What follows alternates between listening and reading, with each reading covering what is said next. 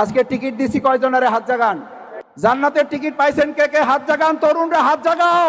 দেখেন না অনলাইনে জামাত নাকি জান্নাতের টিকিট বিক্রি করে। তা আমি বলি জান্নাতের টিকিট তো আমারই একটা দরকার, কি কারো কাছে থাকে তো একটা আর কয় আমরা নাকি জান্নাতের টিকিট বিক্রি করি। ও চাচা যান, কয় না কয় না? ও ভাইজান, কয় না কয় না? আজকে টিকিট দিছি কয়জনের হাত জাগান?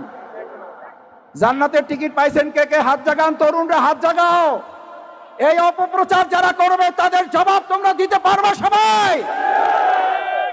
আমরা জান্নাতের টিকিট দেই না, কিন্তু জান্নাতে যাওয়ার জন্য আমরা সবাই মিলে চেষ্টা করতে চাই।